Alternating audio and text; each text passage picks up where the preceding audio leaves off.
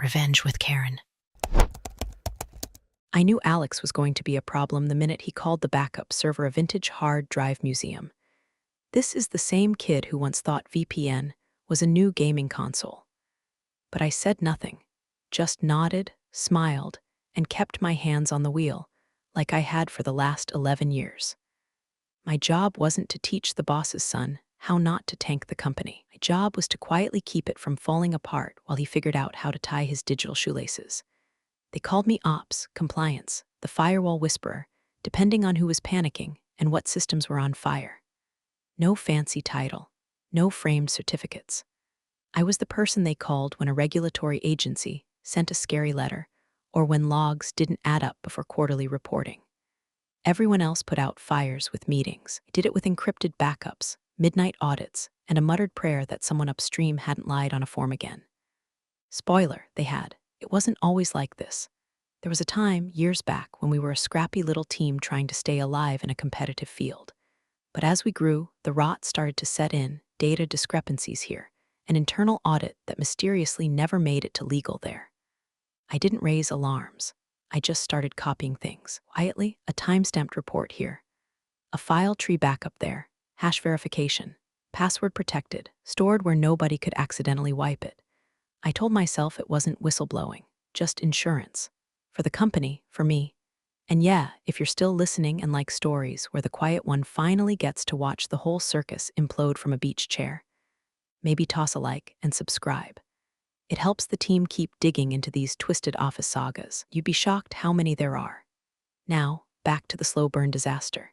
See, I started noticing little things, not the kind you can shout about in a meeting without sounding paranoid. Just patterns, numbers not matching logs. Projects marked closed that still had active vendor pipelines. Reimbursement reports that listed trips to regional offices we hadn't operated in since 2017. I'm not saying it was fraud, not then. It smelled like someone upstairs was sweeping filings under rugs and hoping nobody lifted the corners. So I did what I always do. I made a folder. Noteworthy discrepancies Q1, then a second. Q2 corrections unfiled. By the end of that year, I had a system. Encrypted archives of every audit trail, every compliance document with conflicting versions. Because here's the fun part about regulatory filings. Once it's signed, it's gospel. If your gospel is built on doctored spreadsheets and deleted logs and an actual regulator shows up, you don't get fined, you get buried. Nobody knew what I was doing, not even legal. I wasn't hiding it out of guilt. I was hiding it because I'd seen what happened to the last person who raised their hand. They got restructured. Their systems were gone by lunch. Their badge stopped working mid-coffee. 1 minute, a trusted pillar. The next, vanished. So no, didn't go to anyone. I just made sure that if the storm came, I'd have dry land to stand on. And then came the golden boy himself, Alex, fresh from a semester and a half of community college business classes and daddy's money, newly crowned as VP of Digital Infrastructure, which apparently now included compliance oversight, server architecture, and security access management. The only thing this guy knew how to consolidate was blame. Day 1, marched into IT like a substitute teacher on a power trip and started pulling cables metaphorically and literally. Said we had too many legacy systems, like redundant compliance nodes. That was me, by the way. I was the node. To be fair, I don't think he was malicious. Just stupid. Stupid in that brand name way where you don't have to know what you're doing because no one will ever call you on it. He started issuing access reports, stuff I'd already filed, deleted what he called duplicate logs. Asked HR why we were still running monthly access audits manually. Because automation, he said. Efficiency. Innovation. And still, I said nothing. I just kept backing things up. Because by then, I'd seen him delete 3 months of access logs after someone from accounting asked why a vendor was logging in after hours. I'd seen him merge 2 totally unrelated datasets for a quarterly report and say, good enough. I'd seen him approve software updates without version control, which, if you've ever dealt with a compliance audit, feels like handing your house keys to a raccoon. I didn't stop him. I didn't argue. I made another folder. This one was labeled "If I Get Fired," and I started to fill it. You ever watch a toddler try to operate a blender? That's what it felt like when Alex got his hands on admin privileges. Except instead of a smoothie, was our regulatory exposure on the line. His first day with full access, He walked into the server room like he was entering a nightclub. Sunglasses on, latte in hand, pointing at machines like he was picking toppings at a frozen yogurt bar. What's this one do? That's the SFTP node that handles quarterly tax doc encryption. Cool. Do we still need it? He didn't wait for answers. By the end of the week, he'd yanked 3 redundant systems offline. Redundant only in the sense that they backed up the stuff his shiny new dashboards couldn't read. You know, things like incident logs, HR access histories, and asset movement trails. Real boring stuff, real important stuff. He called them old-school crutches, said we needed to be leaner, faster, more agile. Like compliance is a CrossFit class and not the reason we weren't getting sued into the Earth's crust every quarter. I kept my mouth shut. I'd learned by now. Speak up and you get labeled resistant to change. Quietly protect the company, and maybe, just maybe, you keep your job long enough to retire before the fallout hits. So I watched as he nuked a decade of carefully constructed redundancies, and I started tracking what was missing. Quietly. Again. The worst part wasn't the deletions. It was the arrogance. One morning, he pinged me on Slack with a screenshot of a report I had submitted 2 weeks prior, complete with the correct access logs, timestamps, everything. This is what I need from you ASAP. That's literally the one I sent you. No, I need it in my new format. Old one's obsolete, doesn't integrate with our dashboard. The dashboard you built last week, exactly. Streamlined. He streamlined a lot, including 6 years of access logs from our European partner database, which he wiped because GDPR's just European nonsense anyway. Flagged it in a private memo. I copied the last intact versions from our offsite archive. I moved the memo to my encrypted just-in-case folder. I didn't tell him a thing. Then came the first real sign that something had gone seriously sideways. While reviewing the audit trail for a quarterly vendor check, I noticed a series of deletions in our internal access logs. At first, I thought it was a script malfunction. Sometimes auto-archiving can do weird things if permissions overlap. But this wasn't automation. It was targeted. Specific log clusters, selectively removed, all in the last 3 weeks, all correlating with third-party vendor access. Which, to be clear, is the exact kind of thing federal inspectors lose their minds over. When I pulled the server error reports from the backup buffer, I found access entries that no longer existed in the primary system. According to the official logs, no one had touched that vendor gateway in months. According to the backups, someone, possibly Alex, possibly someone using his credentials, had been logging in at 2:14 a.m. 4 nights in a row to run batch exports from our internal finance systems. That's not just sloppy, that's lawsuit level. I brought it up with a colleague in legal. Casual like. Hey, hypothetically, if someone were deleting vendor access logs, but still pulling, would that be a red flag? She went quiet, then said, only if you like your company solvent, so yeah. I made more backups, but I also started printing. Physical copies. I know, paper trail, who does that anymore? But when your digital logs are vanishing into the void and your new boss thinks a checksum is something you do at brunch, sometimes the dead tree version is your only insurance. I stored them offsite. I labeled them like tax records, made copies of the copies. Because Alex wasn't just reckless, he was erasing the company's history one keystroke at a time, and everyone above me was too busy praising his disruption to notice the fire behind the glass.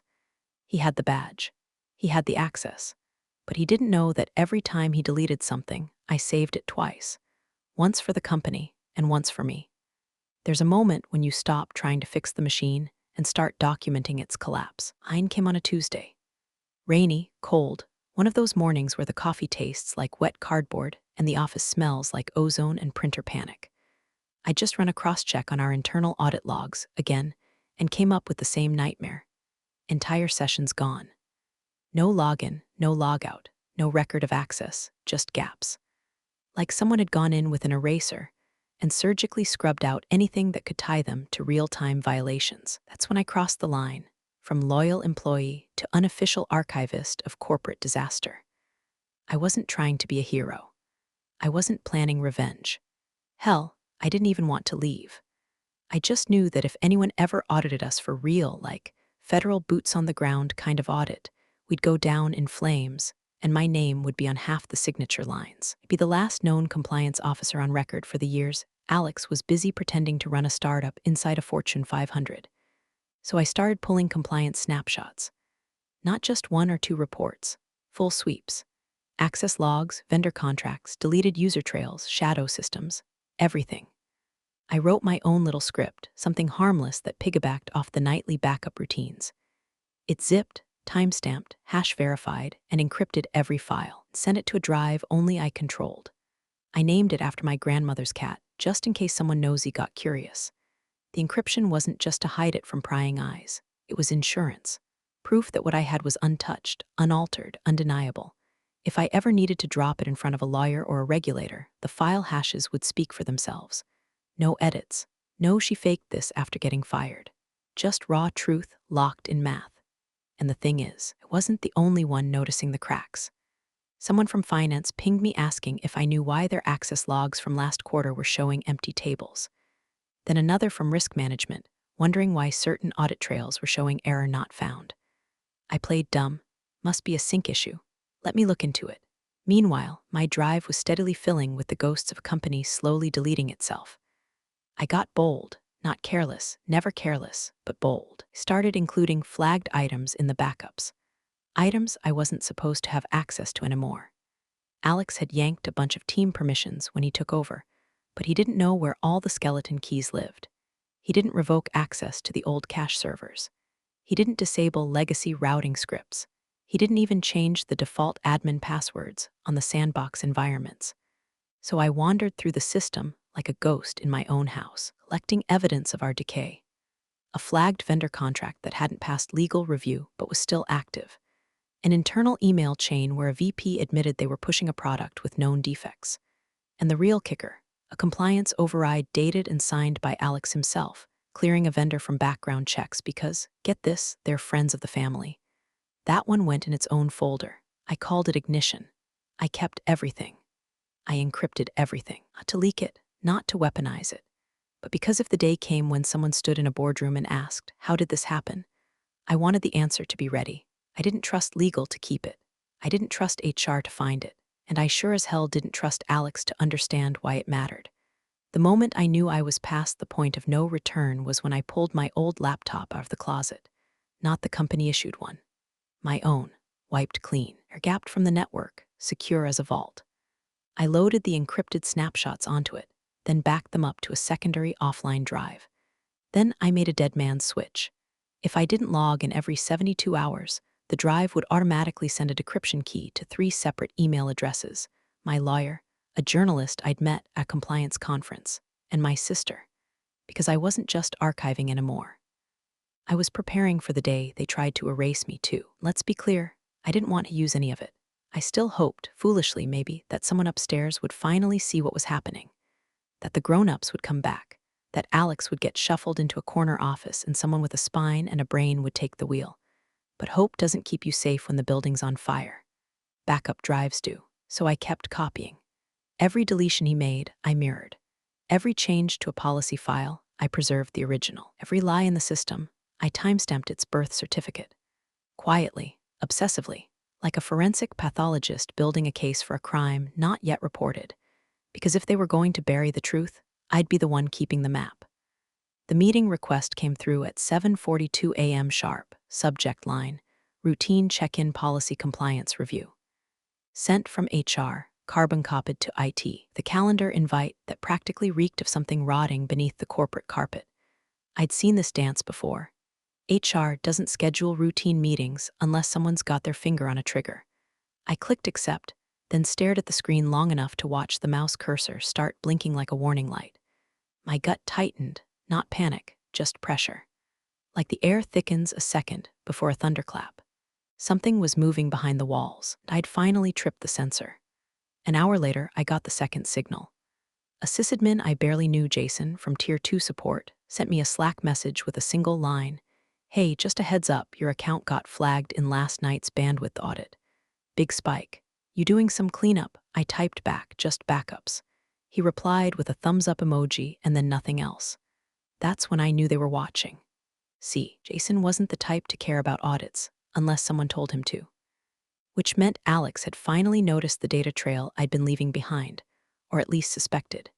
He wouldn't understand the backups, wouldn't grasp encryption hashes or version control, or why having 3 copies of a regulatory memo might actually be a smart thing when half the compliance framework had been duct taped together with slack threads and blind optimism. No, to Alex, large download looked like theft, treason, disloyalty, probably a felony in his Silicon Valley cosplay brain. I kept my face blank and my hands steady, clicked through the open tickets, replied to a finance lead's request for historical vendor logs, approved a permissions change for the procurement tool, all while my fingers moved like muscle memory to one final task, syncing the last encrypted compliance set to the off-network drive. One more copy of every deletion he thought was buried. Every override, every shortcut, every late-night access spike with his name on it. I gave the folder a name, Doctrine, just in case I never got to explain it myself. That's when he cornered me, near the break room. I was pouring the dregs of a sad pot of decaf into a cracked company mug when I felt him behind me. That kind of energy that makes the hairs on your neck stiffen like they're tuning into static. I turned slow. Alex stood there, smiling like a cat who just figured out where the bird feeder was. "I know what you're doing," he said. I let the silence hang. Let him fill it with whatever conspiracy his half-cooked brain had cooked up overnight. "You've been moving files. Personal drive." I had it check. "Company policy allows for local compliance archives with encryption." He snorted. "You think hiding behind protocol will save you?" "I think following it will." I took a sip of coffee. It tasted like ashes. He stepped closer. Voice dropped to that faux-threatening whisper the worst kind of people use when they've never faced real consequences. "You're not as smart as you think. You're not protected. When this lands, it's gonna land on you." And in that moment, I wasn't afraid. I was done. Done hoping someone upstairs would grow a backbone. Done patching holes in the hull while the captain drilled new ones. Done playing janitor for a digital crime scene.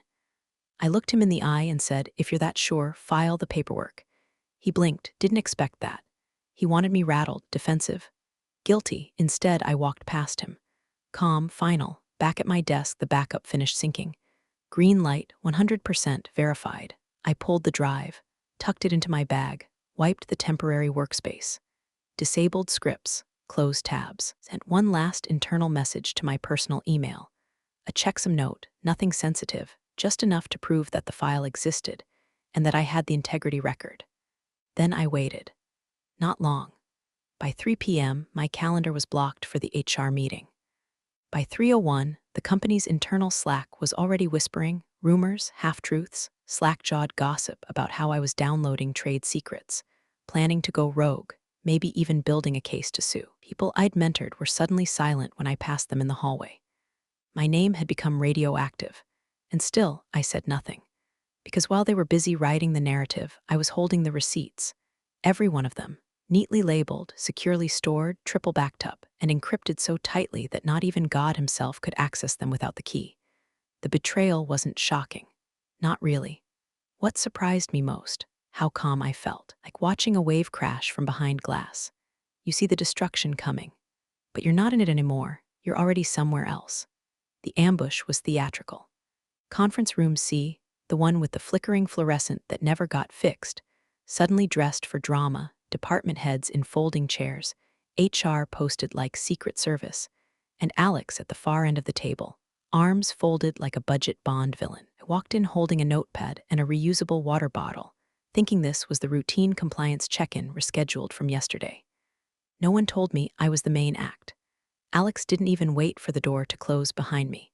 He stood up so fast his chair screeched back against the carpet. "You've been downloading files to your personal drive. That's theft."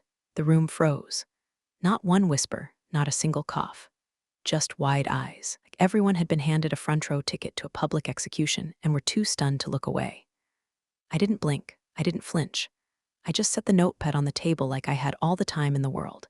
He continued, chest puffed, voice shaking with adrenaline and delusion. "We have logs, bandwidth reports. You've been copying proprietary data without authorization." HR nodded along, lips pursed, eyes flicking to their binder like they'd rehearsed this. "Done here," Alex said, effective immediately. I looked at the stack of paperwork on the table. A printed log summary with timestamps, bandwidth totals, one-page excerpts from the security team's report, conveniently lacking any detail about the content or purpose of the downloads. They didn't care what I copied, just that I copied. Context be damned. Intent irrelevant. They weren't interested in facts. They wanted a headline, Security breach neutralized. Rogue employee contained. Alex needed a scapegoat before someone upstream noticed the integrity gaps in his new infrastructure, and I was the perfect target. Quiet, experienced, no political allies. Easy to paint as a bitter lifer hoarding files for revenge. I took a breath, let the silence do the heavy lifting. Then, wordlessly, I reached into my bag and pulled out the company-issued laptop, powered it down, disconnected from the VPN, moved the charger cable with deliberate calm, and placed it on the table. Next came the badge, still warm from my pocket. I slid it across like a poker chip, face down. Then the phone. Company-issued, cracked screen, battery always hovering at 11%. I placed it beside the others. A little graveyard of tools that had kept the company afloat longer than most people in the room had been employed. HR cleared her throat. If you could just confirm your understanding of the termination cause, I cut her off. Not loudly, not with anger, just enough, it's all on there. I nodded toward the laptop. Every file, every download, every version, you'll want your lawyer. The words hung in the air like the smell of burned toast, subtle, acrid, signaling something had already gone wrong. Alex scoffed. We've already looped in legal. I smiled. Not a smirk. Just the expression you wear when you know something they don't. The bomb's already ticking and they haven't even noticed the wires under the table. No, I said quietly. You haven't. There was a flicker in HR's eyes. Doubt, recognition, maybe both. I stood, took my water bottle and walked out. No shouting, no argument, no attempt to defend myself. They wanted a story. Let them write it. Let them parade it through Slack threads and closed-door debriefs. Let them pat Alex on the back and say, good catch, kid. Really cleaned house. Meanwhile, the truth was sealed in a drive they now owned but didn't understand. Encrypted, authenticated, time-stamped and hash-verified. The receipts were sitting in his lap and he couldn't read a word of it. That morning, I'd already triggered the final sync. The backup had completed at 7:06 a.m. A secondary key had been dispatched to legal, one level up, someone who hadn't been looped in. Someone who might actually read. He hadn't just fired the only person who knew how to hold the data together. They'd fired the only person who did. As I walked past reception, the security guard gave me a look, half sympathy, half confusion. I gave him a nod, said nothing. I didn't need to. The show was over. The fallout hadn't even begun. I didn't cry. I didn't scream into a pillow. I didn't call my sister or pour wine into a coffee mug and spiral through old emails looking for closure. Instead, I walked into my apartment, dropped my bag by the door, fed my cat, and sat down at my desk like I was clocking in for night shift. No one knew I still worked. The laptop I'd handed over was one version of the truth. This one, the personal, gapped relic I'd kept stashed in a drawer under an expired passport and a Ziploc bag of old charger cables, held the truth they didn't know existed. Not yet, but they would. I logged in, authenticated the drive, double-checked the timestamps, the hash logs, the final folder tree. It was all there, every deleted log, every compliance override, every file that had mysteriously gone missing after Alex's dashboard updates. Nothing altered, nothing embellished. Just reality, preserved exactly as it had happened. Then I opened my email and composed the quietest detonation I've ever sent in my life. To legal counsel at company name com, subject, regulatory archive urgent review body, please open the attached encryption key before Friday morning. The contents pertain to imminent compliance exposure. If you choose not to engage, I've fulfilled my obligation. Attachment. A single text file, 64-character decryption key, verified. I hit send. Then I closed the lid, stood up, and made dinner. That night, the news broke. I saw it first in a trade journal buried beneath headlines about IPO delays and tech layoffs. Mid-tier SaaS provider to undergo surprise regulatory inspection. Whistleblower activity suspected. By midnight, it had spread to our local business wire. A short, bloodless article citing internal audit irregularities, access log inconsistencies, and gaps in quarterly reporting transparency. I sat on my couch, half watching the news ticker scroll by, while my cat pawed at the empty box the router came in. No panic, no glee, just the warm, quiet pulse of knowing the timeline had finally caught up. Somewhere inside that building, I knew what was happening. Lights on past midnight, phones ringing. Someone in HR flipping through my personnel file, looking for reasons they could put in writing. IT trying to piece together the file architecture I'd safeguarded for over a decade. Without a roadmap, without me, without a clue. And legal was sweating. Because there's nothing like a surprise inspection to peel the paint off a company's fake integrity. Especially when your most recent security breach just handed you the only uncorrupted compliance trail left standing.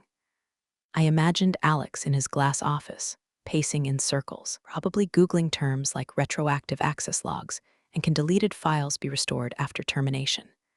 I could picture him calling IT and getting no answers.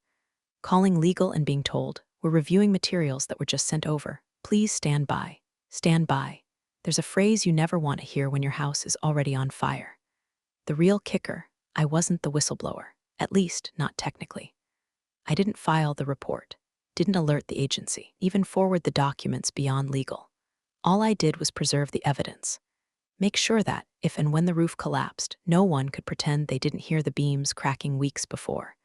But I knew what they'd assume. The timing, the backups, the clean exit. Let them. Because whether it was fate, karma, or some other cosmic auditor finally punching in for duty, the machine was now eating its own wiring. And for the first time in years, I didn't feel responsible for stopping it. Let them search. Let them dig through the systems they thought they'd upgraded. Let them try to rebuild a compliance archive from dashboards built for show and not survival. Let them realize the one person who actually understood the architecture had been publicly humiliated, shoved out the door, and dismissed as a data thief. By the time the sun came up, they'd be knee-deep in broken trails and missing disclosures, unable to answer a single regulator's question with certainty. They wanted me gone. Now they had to live with what I'd taken with me, nothing and everything. The lawyer's name was Grayson. I'd only met him twice, once during a late-night call about a subpoena, and once during a fire drill where he mistook the break room for the exit. He wasn't flashy. Not one of those make-a-deal-before-breakfast types, or like the guy who triple-checks every clause and highlights footnotes in 6 colors. A quiet watcher. The kind of man who doesn't say much until he has to. At precisely 8:04 a.m., his laptop pinged. New message. Subject, Regulatory Archive Urgent Review. He read the body, frowned, then opened the attached key, pasted it into the decryption prompt, and waited. When the archive opened, his screen filled with folders. Hundreds of them, each one time-stamped. Each name clean, surgical, impossible to misunderstand. Vendor overrides Q3. Deleted access logs June, backdated approvals Alex. Unfiled penalty waivers. And then, dead center, one folder that made his throat close like a trap snapping shut. Suppressed legal incident not closed. He clicked it. Inside, a PDF memo from an internal legal consultant. Dated 2 years prior. Marked confidential. Outlined in brutal detail how a third-party vendor had violated federal data retention laws on their system. The company was warned, told to suspend work with the vendor until full remediation. But the report had been closed manually, override signature. Alex. No follow-up, no disclosure, no audit trail, buried, forgotten, until now. Grayson closed the laptop, then opened it again. Reread the document, checked the metadata, verified the digital signature chain. The blood drained from his face like someone had opened a trapdoor in his spine. Across the hall, legal ops was scrambling to compile documents for the incoming regulators. Grayson stood slowly, like he was walking underwater, and stepped into the chaos without a word. He didn't yell, didn't demand. He placed the laptop on the central table and said, "I need everyone to stop what they're doing and look at this." Someone laughed. Already drowning, what now? He spun the screen around. Silence. Pages and pages of untouched evidence scrolled down the screen like a confession unraveling in real time. Disclosures that had never been disclosed. Violations that had been resolved on paper, but not in reality. Cover-ups signed with Alex's digital fingerprint. And all of it preserved in crystal-clear clarity by the very person they'd branded a thief less than 24 hours earlier. Grayson didn't speak for a full 30 seconds. Then, carefully, he said, "She didn't steal this. She saved it." Another lawyer whispered, "Where did she get all this?" Grayson didn't answer. Because the better question, the one clawing its way through every brain in that room, was, how close had they come to losing it all? Meanwhile, I was 3 miles away, sipping lukewarm diner coffee, reading the paper, and pretending not to notice the 3 different voicemails blinking on my phone. Didn't listen to them. I didn't need to, because I knew how Grayson thought. Knew that once he saw the drive, saw the care, the accuracy, the intent behind it, not malice, not sabotage, just truth, he'd understand exactly what they'd done. I hadn't burned the company down. I'd stopped them from throwing themselves into the fire. And now, the only record keeping them out of a courtroom sat on a laptop they once thought was evidence of my guilt. I didn't feel proud, or smug, or vindictive. I felt quiet, like a burden had been set down after 11 years of being the only one carrying it. Let them scramble now. Let them fight to understand the structure I'd built silently beneath their shiny dashboards and ego-fed workflows. Let them realize that the person they humiliated in front of half the company had never once tried to harm them. She only tried to protect what they were too arrogant to see slipping through their fingers. And now they were going to need me more than ever. At exactly 12:02 p.m., the elevator dinged, and 4 people in federal windbreakers stepped into the lobby like they'd been summoned by fate or an encrypted drive. They didn't make a scene. No barking orders, no handcuffs. Just calm, practiced authority. Clipboards, laptops. Badges flashed with all the subtlety of a loaded gun on a dinner table. The receptionist stammered. Someone from IT stood up, sat back down like he'd forgotten how legs worked. The lead agent spoke one sentence. "We're here for the compliance review. We've already notified General Counsel." No one said a word. By 12:05, legal was ushering them into the main boardroom. By 12:07, panic had begun to ferment in the corridors like sour milk. Compliance reviews don't happen unannounced unless someone, somewhere, has reason to believe your entire house of cards is about to cave. At 12:12, Alex was locked out of the system. He didn't see it coming. He was mid-email when his Slack kicked him out, the VPN disconnected, and the access badge reader outside Legal's suite blinked red instead of green. When he buzzed the front desk, they told him he was to wait outside until further notice. He paced, slammed his fist against the glass, demanded to speak with the CEO. The CEO didn't respond. He was already inside the boardroom, seated stiffly across from 2 federal auditors and a visibly pale Grayson. On the table between them sat my drive, still plugged into the laptop, fan whirring quietly like a heartbeat, echoing through an ICU. They were combing through folders I'd named months ago: Q2 access exceptions, security clearance overrides, GDPR deviation memo, files that no longer existed in the active systems because Alex had decommissioned half of them in his crusade to modernize. Now, every missing document, every disappeared approval, every overwritten log suddenly reappeared, crystal clear, intact, time-stamped, and traced back to actions taken under Alex's digital signature. At 12:25, one of the auditors looked up and asked, "Why were these records not disclosed in your last submission?"